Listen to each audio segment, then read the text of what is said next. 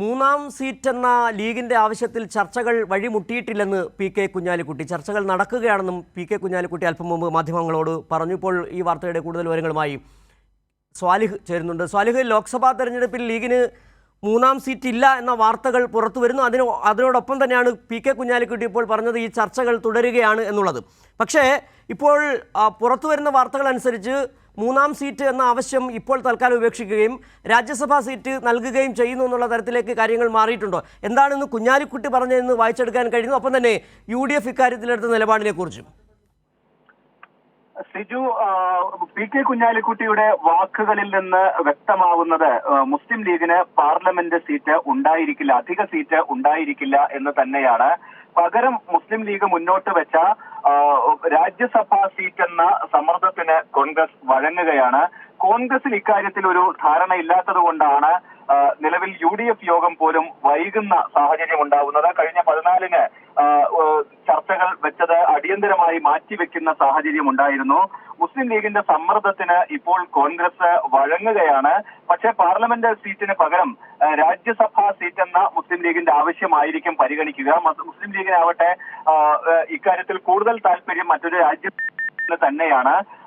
ഈ ഒരു സാഹചര്യം പ്രത്യേകിച്ച് കോൺഗ്രസിനാവട്ടെ ഇത് ഔദ്യോഗികമായി തന്നെ കോൺഗ്രസ് നേതൃത്വം ലീഗിനെ അറിയിച്ചു എന്നാണോ കുഞ്ഞാലിക്കുട്ടി പറഞ്ഞത്? അതായത് നിലവിൽ 2 സീറ്റുകൾ, ഇപ്പോഴുള്ള 2 സീറ്റുകൾ മാത്രം ലീഗിന്, ഒപ്പം തന്നെ അടുത്ത രാജ്യസഭാ സീറ്റിലേക്ക് പരിഗണിക്കുമെന്നുള്ള ഉറപ്പ് കൃത്യമായി തന്നെ കോൺഗ്രസ് ലീഗിന് നൽകി എന്ന് തന്നെയാണോ കുഞ്ഞാലിക്കുട്ടി പറഞ്ഞത്? ഇല്ല, പി കെ കുഞ്ഞാലിക്കുട്ടി ഈ വിഷയത്തിൽ പറയുന്നത് ചർച്ചകൾ തുടരുകയാണ്. ഇപ്പോൾ ചർച്ച വഴിമുട്ടിയിട്ടില്ല. മൂന്നാം സീറ്റ് എന്ന ആവശ്യത്തിൽ മുസ്ലിം ലീഗ് ഇപ്പോഴും നിൽക്കുകയാണ്. മൂന്നാം സീറ്റ് എന്ന കാര്യം അദ്ദേഹം പറയുന്നില്ല. മുസ്ലിം ലീഗിന്റെ ആവശ്യത്തിൽ ഇപ്പോഴും ഉറച്ചു നിൽക്കുകയാണ്. മൂന്നാം സീറ്റിനെ കുറിച്ച്, പാർലമെന്റിലേക്കുള്ള മൂന്നാം സീറ്റിനെ കുറിച്ച് ചോദിച്ചപ്പോഴെല്ലാം അദ്ദേഹം അതിൽ നിന്ന് ഒഴിഞ്ഞു മാറി ചർച്ചകൾ തുടരുകയാണ്. സാദിഖ് അലി തങ്ങൾ പ്രതിപക്ഷ നേതാവുമായി ഫോണിൽ കഴിഞ്ഞ ദിവസം സംസാരിച്ചിട്ടുണ്ട്. ഇനി അടുത്ത UDF യോഗത്തിൽ ഇക്കാര്യത്തിൽ അന്തിമ തീരുമാനമുണ്ടാകും എന്നാണ് പി കെ കുഞ്ഞാലിക്കുട്ടി ഈ വിഷയത്തിൽ വിശദീകരിക്കുന്നത്.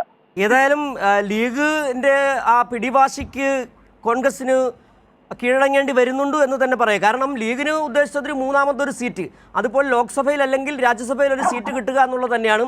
അതിൽ എന്തായാലും വഴിപ്പെടേണ്ടി വന്നിരിക്കുന്നു കോൺഗ്രസിനെന്ന് നമുക്ക് പറയേണ്ടി വരുന്നുണ്ട്. ഏതായാലും പക്ഷേ കുഞ്ഞാലിക്കുട്ടി പറഞ്ഞ് ഇനിയും ഇത് സംബന്ധിച്ച ചർച്ചകൾ നടത്തും എന്നുള്ളത് തന്നെയല്ലേ?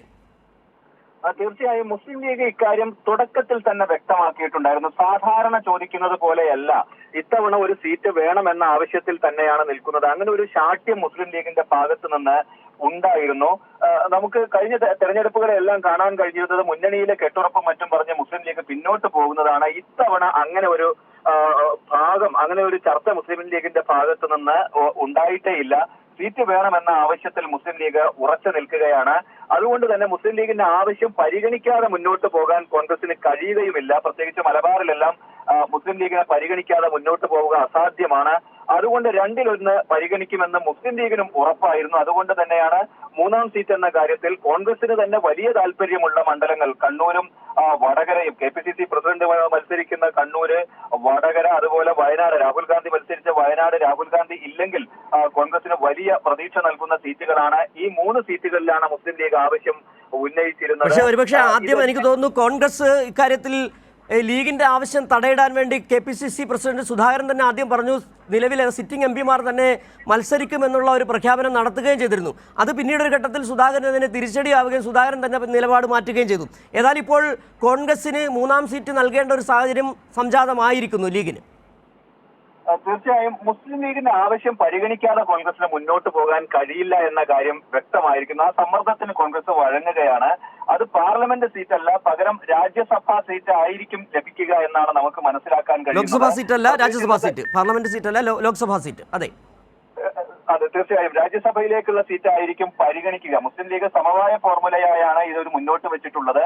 സമ്മർദ്ദമുണ്ടായത് മുഴുവൻ ഈ മൂന്നാം സീറ്റ് എന്ന, പാർലമെന്റിലേക്ക് മൂന്നാം സീറ്റ് എന്ന ആവശ്യമാണ്.